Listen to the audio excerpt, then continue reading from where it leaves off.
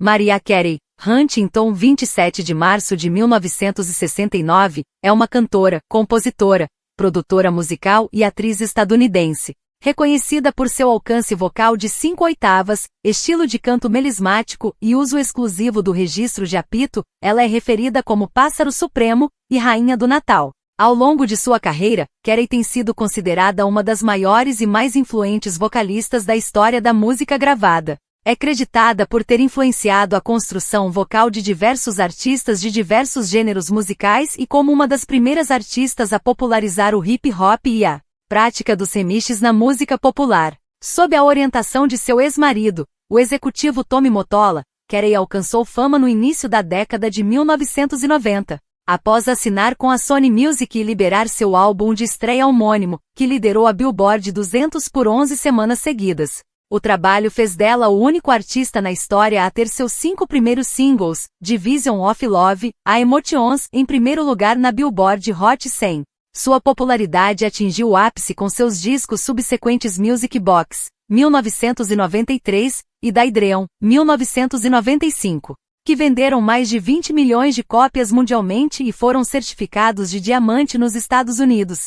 Com esse último projeto, Carey fez história quando o single, One Sweet Day, um dueto com Boss Segunda Man, esteve por 16 semanas consecutivas na liderança da Billboard Hot 100, um recorde mantido por 23 anos. Em paralelo, ela liberou Merry Christmas, 1994, que extraiu o single All We Want for Christmas Is You. Ambos sagraram-se como o disco e a canção com temática natalina mais comprados de todos os tempos. Depois de se separar de Mottola, Carey adotou uma nova imagem e incorporou mais elementos de hip-hop em suas obras, o que ficou evidente com o lançamento de Butterfly, 1997, e Rainbow, 1999. Carey deixou a Sony em 2000 e assinou um contrato de gravação por um valor de $100 milhões com a Virgin Records. No entanto, após ter um colapso físico e emocional altamente divulgado, bem como o fracasso crítico e comercial de seu filme Glitter, 2001, e sua trilha sonora correspondente, a Virgin rescindiu seu contrato por $50 milhões e ela assinou com a Island no ano seguinte. Após um período relativamente mal sucedido, seus álbuns seguintes The Emancipation of Mimi 2005 e É Igual MC Sobrescrito 2 2008, a trouxeram de volta ao topo das paradas. A partir de Memoirs of a Imperfect Angel 2009, Carey voltou a experimentar sucesso moderado com seus discos de estúdio. Em toda sua carreira, ela acumula 19 singles em primeiro lugar nos Estados Unidos, mais do que qualquer outra artista feminina da era Billboard Hot 100, incluindo Hero, Without You, My All, Heartbreaker, We Belong Together, e Touch My Body. Seu trabalho rendeu-lhe 3 entradas no livro dos recordes, 5 Grammy Awards, 21 American Music Awards, 21 World Music Awards e vários outros, além dos títulos de ícone da indústria e artista dos anos 1990. Carey tornou-se a primeira artista a estrear 3 músicas na posição máxima da Billboard Hot 100, a maior quantidade entre qualquer outro músico. De acordo com a Record Industry Association of America, RAA, ela é a mulher que mais recebeu certificados nos Estados Unidos, com base em suas 68,5 milhões de unidades contabilizadas. A nível mundial, a artista distribuiu 200 milhões de gravações, o que a torna uma recordista em vendas. O canal VH1 posicionou-a em segundo lugar na lista das 100 maiores mulheres da música, enquanto a revista musical Rolling Stone a reconheceu como um dos 100 maiores vocalistas de todos os tempos. Em 2019, a revista Billboard a nomeou o 5º músico de todos os tempos com melhor desempenho em suas tabelas. Mariah Carey nasceu em Huntington, Nova York, em 27 de março de 1969. É a terceira filha de Patricia Hickey, uma cantora de ópera e treinadora vocal de ascendência irlandesa, e Alfred Roy Carey, um engenheiro aeronáutico, filho de uma afro-americana com um imigrante venezuelano. Seu primeiro nome foi derivado da música They Call the Wind Maria, originalmente tema do musical da Broadway de 1951, Paint Your Wagon, enquanto seu sobrenome foi adotado por seu avô venezuelano Francisco Nunes, após ele emigrar para Nova York. A família de Patrícia a deserdou por se casar com um homem negro. Como uma família multirracial, as tensões raciais impediram os Careys de se integrar à comunidade. Enquanto moravam em Huntington, os vizinhos envenenaram o cachorro da família e incendiaram seu carro. Após seus pais se divorciaram, Carey passou a ter pouco contato com Alfred, e sua mãe teve que trabalhar em vários empregos para sustentar ela e seus irmãos. Aos 5 anos de idade, Carey já corrigia sua mãe quando esta cantava notas erradas. Patrícia então percebeu que a filha tinha um ouvido musical absoluto, algo raro para uma criança dessa idade. Ficando muito tempo em casa sozinha, Carey escutava músicas para passar o tempo e sempre imitava as notas altas que ouvia da mãe. Começou a escrever poesia e letras enquanto cursava Arbor Fields High School em Greenlawn, Nova York, onde se formou em 1987. Embora apresenta-se a filha à ópera clássica, Patrícia nunca a pressionou a seguir uma carreira nela. Carey observou que Patrícia nunca fora uma mãe insistente. Ela nunca disse, dê mais toque de ópera ao seu canto, eu respeito muito a ópera, mas isso nunca me influenciou. Ainda em Long Island ela teve a oportunidade de trabalhar com músicos como Gavin Christopher e Ben Margulies, com quem co-escreveu material para sua fita demo. Disposta a buscar um contrato de gravação, Carey mudou-se para a cidade de Nova York, onde morou com mais 2 amigas num pequeno apartamento alugado. Nesse período, ela trabalhou como garçonete e assistente num salão de beleza. Após realizar um teste, ingressou como vocalista de apoio da cantora Brenda K. Starr. Em dezembro de 1988, Starr levou Carey para uma festa de gala da indústria fonográfica, tentando convencer um executivo de uma editora a ouvir a sua fita demo. Jerry L. Greenberg, presidente da Atlantic Records, tomou conhecimento disto. Quando Carey foi entregar a fita a Greenberg, Tommy Mottola rapidamente arrancou-a da sua mão, insistindo que iria lidar com o projeto. Quando Mottola entrou em sua limusine mais tarde naquela noite, escutou a fita e rapidamente percebeu o talento que tinha acabado de descobrir. Então, rapidamente voltou para o evento. No entanto, Carey já havia deixado a festa. Após uma semana de procura, graças à ajuda de Starr, Mottola entrou em contato com Carey. Ele a contratou para a Columbia e imediatamente começou a montar estratégias de como seria sua estreia comercial. Mottola sentiu que seria muito importante para o sucesso da editora descobrir uma vocalista jovem e muito talentosa, para rivalizar com Whitney Houston da Arista Records, ou uma estrela pop para competir com Madonna, que assinará com a City Records na época. O empresário percebeu que Carey representava os 2 tipos. A sua confiança nela o levou a contratar uma variedade de compositores talentosos e conhecidos da indústria para auxiliar na produção de seu primeiro álbum e também para criar novos materiais. Entre eles estavam Ricky Wake, Narada Michael Walden e Hatch Lawrence.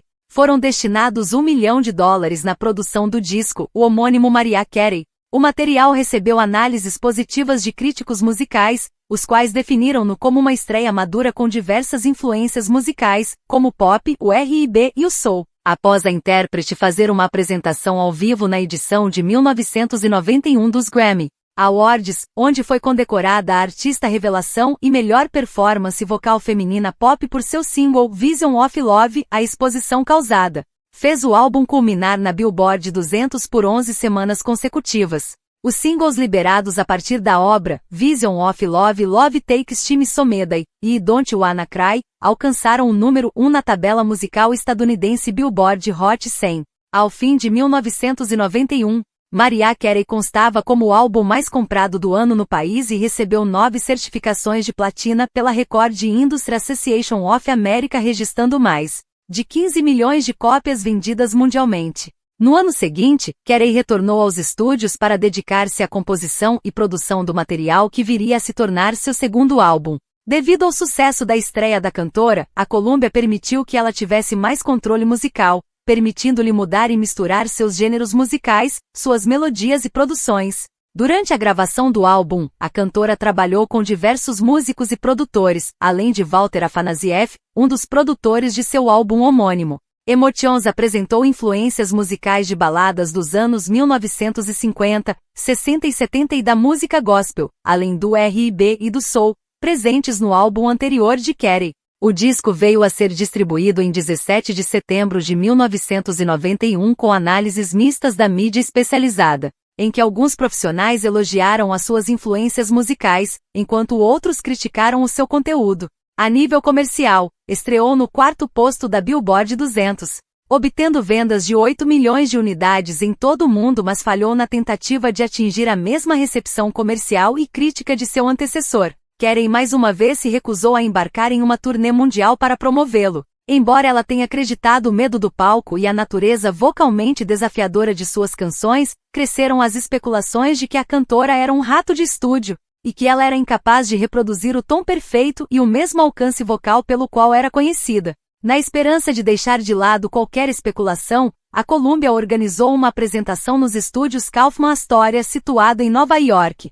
no dia 16 de março de 1992. O programa, intitulado MTV Unplugged, transmitido na MTV, tem o objetivo de apresentar artistas conhecidos interpretando algumas de suas faixas em versões acústicas ou sem equipamentos de estúdio. Dias antes de ser gravado, Carey e Afanasieff optaram por adicionar à lista de faixas uma versão cover da música I'll Be There, originalmente gravada pelos Jackson 5 em 1970. A aclamada apresentação tornou-se um sucesso, estabelecendo a intérprete como uma artista viável ao vivo, com críticos descreveram o concerto como a turnê da força vocal. Sua versão de I'll Be There tornou-se sua sexta canção a liderar a Billboard Hot 100, passando 2 semanas nessa posição. O concerto foi lançado como um extended play de mesmo nome, sendo certificado como platina pela RIA ao vender 100.000 cópias nos Estados Unidos. Depois que o Emotions falhou na tentativa de alcançar a mesma receptividade comercial do seu primeiro álbum,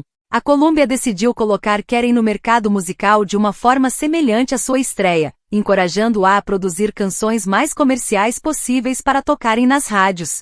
Os planos da gravadora era usar tons baixos nos vocais da artista e suavizar a produção do disco, transformando-o em um registro pop contemporâneo. Concordando com a mudança, Carey e Afanasieff começaram a escrever e a gravar material para o terceiro álbum de estúdio da cantora, Music Box, 1993, para ajudá-la a criar a direção certa para o projeto. Carey trabalhou ao lado de Afanasieff e iniciou com ele uma parceria de composição que se estenderia até o Butterfly de 1997. Em 31 de agosto de 1993 chega às lojas seu terceiro disco, Music Box, recebendo uma recepção dispar de críticos de música. Suas composições foram descritas como clichê e suas performances vocais mais suaves foram consideradas menos emotivas e mais preguiçosas. Ao resenhar o material, Ron Wynn do banco de dados AllMusic concluiu: foi sensato para Carey exibir outros elementos de sua interpretação, mas às vezes o espírito excessivo é preferível a uma ausência de paixão. Para promovê-lo, a cantora embarcou em sua turnê de estreia, uma série de concertos de 6 datas intitulada apropriadamente de Music Box Tour. Dream Over e Hero, os 2 primeiros singles do disco, respectivamente, conseguiram posicionar-se na primeira posição nos Estados Unidos. Em termos comerciais, Music Box também atingiu a primeira colocação no país e angariou uma certificação de diamante pela Record Industry Association of America, denotando vendas de 10 milhões de unidades nesse território. Em âmbito global, comercializou cerca de 28 milhões de cópias, sendo o álbum mais vendido de Carey e um dos que mais venderam de todos os tempos. No verão de 1994, Carey gravou e lançou um dueto com Luther Vandross, um cover de Endless Love de Lionel Richie e Diana Ross.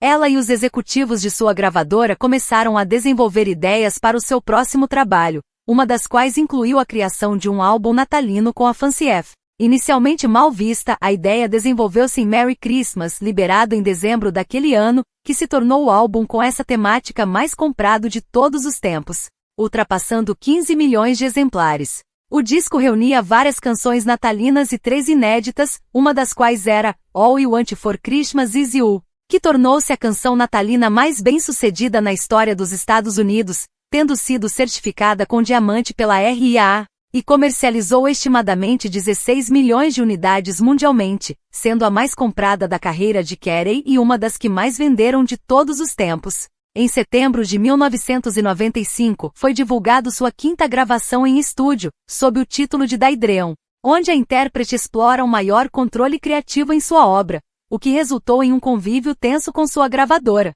Também revelou ser uma partida de sua musicalidade centrada no pop comercial, em detrimento de uma direção mais voltada ao Rhythm and Blues, R&B, e hip hop. Criticamente foi descrito como seu melhor trabalho até hoje.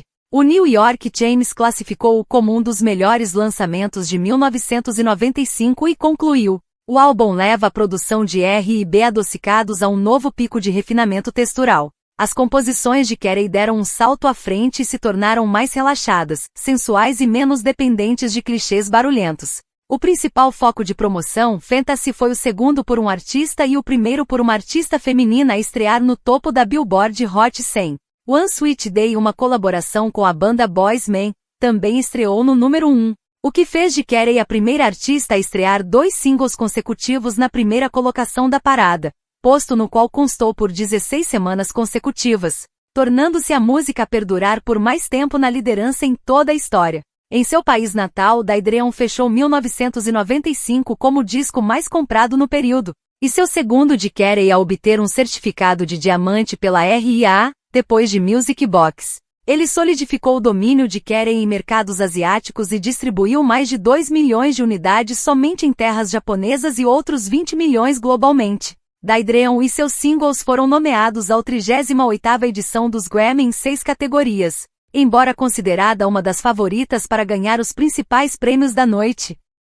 Carey saiu de mãos vazias, levando-a a comentar: "O que se pode fazer? Nunca mais vou me decepcionar." Na primavera de 1996, a cantora embarcou em sua primeira série internacional de shows, a Daydream World Tour. Suas 7 datas renderam 3 apresentações no Japão e 4 em toda a Europa, estabelecendo um recorde quando todos os 150 mil ingressos para seus 3 concertos no maior estádio do Japão, o Tokyo Dome, esgotaram-se em menos de 3 horas, quebrando o recorde anterior realizado pelos Rolling Stones. Os lançamentos musicais subsequentes da americana seguiram a tendência que começou com Daydream. A sua musicalidade começou a depender menos de baladas, passando a incorporar elementos pesados de hip-hop e R&B. Para sua próxima obra, ela colaborou com vários outros produtores além de Afanasy F, como Sean Combs, Q-Tip, Missy Elliott e Jean-Claude Oliver e Samuel Barnes, da equipe de produção Trackmasters. Durante o desenvolvimento do álbum, em meados de 1997, após 4 anos de casamento, ela e Mottola anunciaram um rompimento conjugal.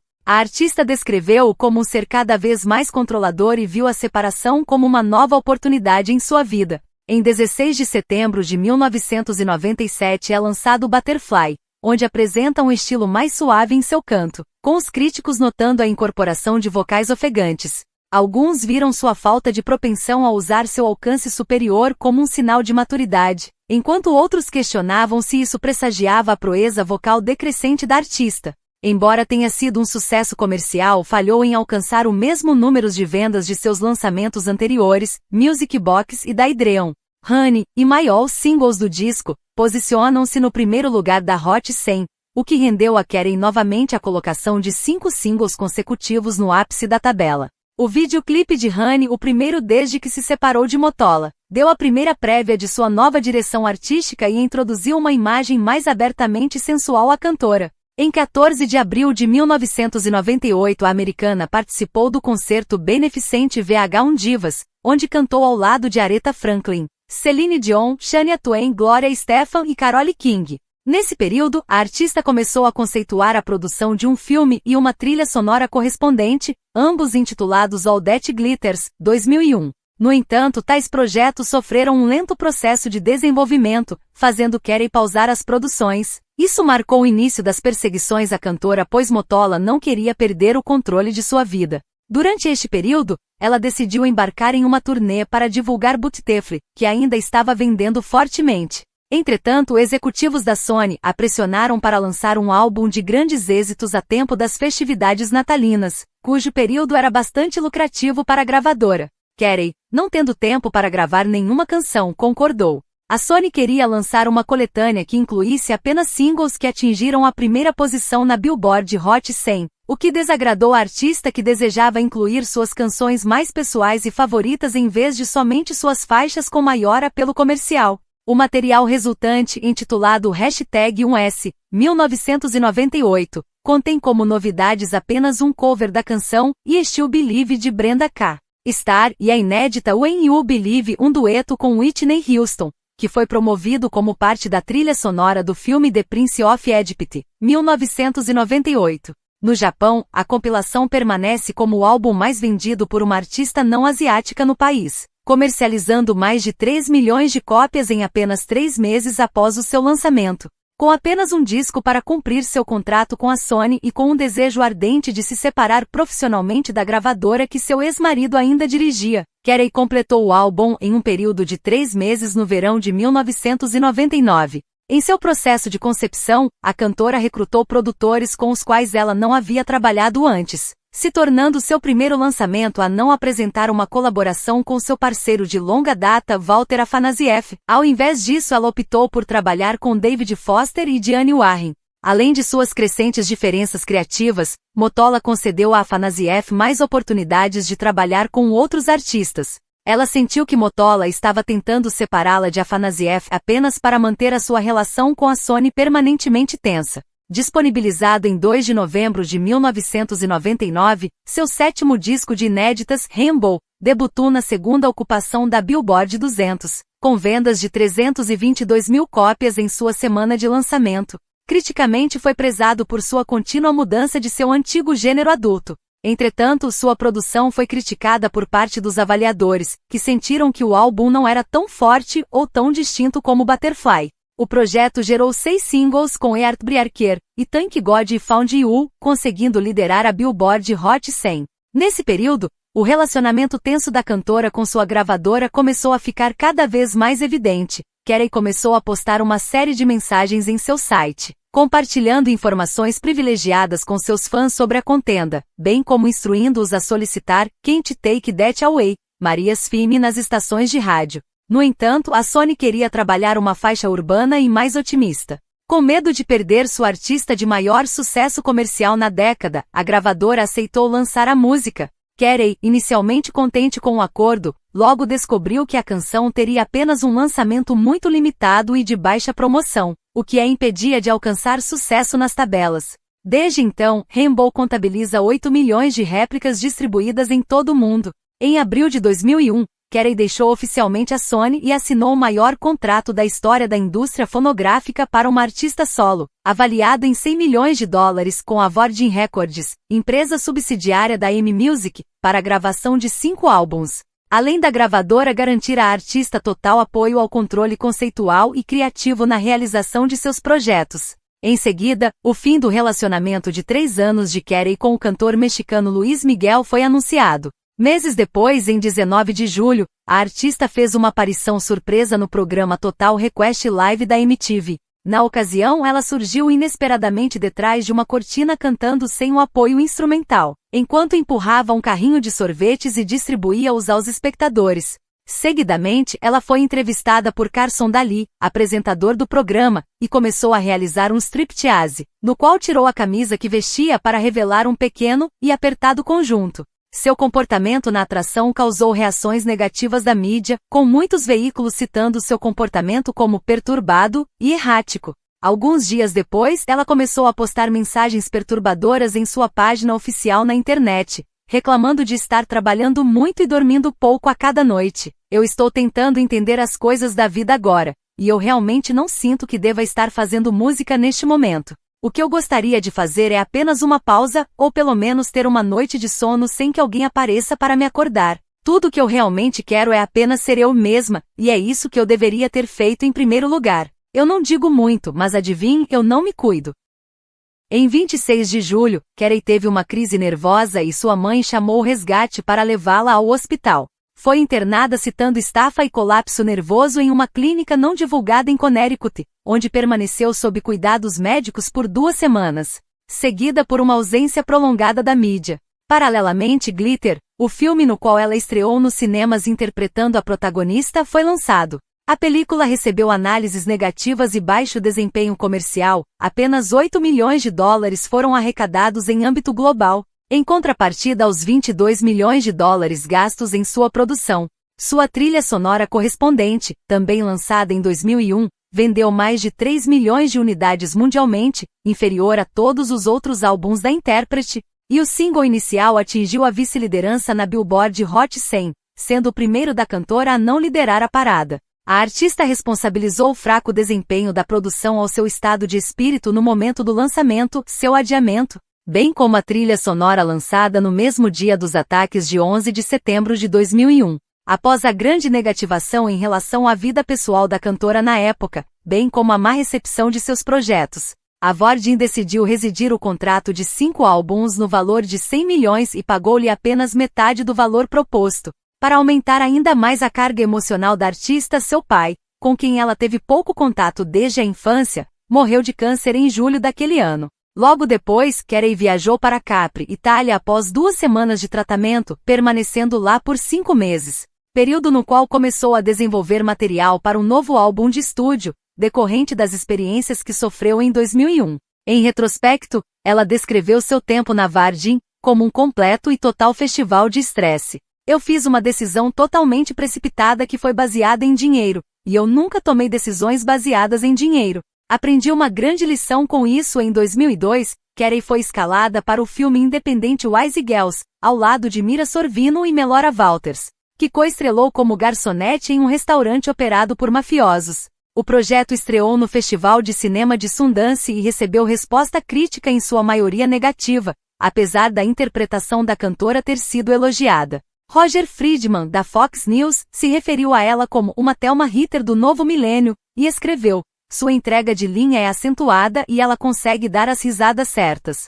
Em seguida, ela assinou um contrato com a Island Records, avaliado em mais de 24 milhões de dólares, e fundou seu próprio selo modelado com suas iniciais, a Monarch Entertainment. Em dezembro de 2002 é liberado seu pretendido lançamento de retorno, Char Bracelet 2002, que, segundo a intérprete, marcou uma nova oportunidade de vida para ela. As vendas do disco foram moderadas, debutando na 3ª colocação da Billboard 200, com 241 mil cópias vendidas, comercializando um total de 3 milhões de exemplares mundialmente. Críticos musicais descreveram o álbum como uma forte melhoria de Glitter, mas que não era algo que recapturaria os públicos ao redor do mundo e voltaria com a popularidade da artista como era nos anos 1990. Muitos notaram os vocais mais arejados e leves de Carey, e criticaram-na por não ser capaz de atingir o mesmo nível de talento vocal que a fez ser conhecida no início de sua carreira. Em junho de 2003 foi iniciada sua 4ª turnê,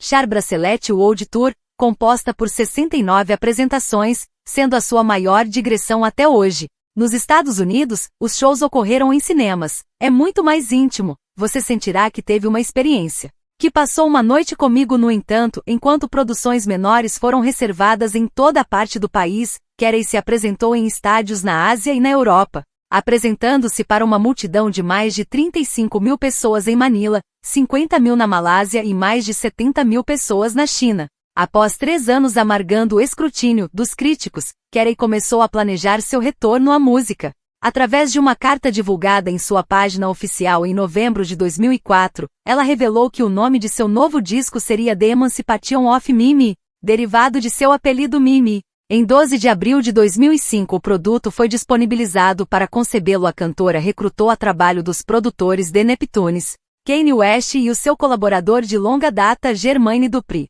O trabalho debutou no topo da Billboard 200 com 430 mil unidades vendidas em sua semana de estreia, marcando o primeiro número 1 de Carey no periódico desde Butterfly, 1997. Recebeu uma resposta positiva de críticos musicais, que elogiaram os vocais da intérprete e a mistura de estilos musicais.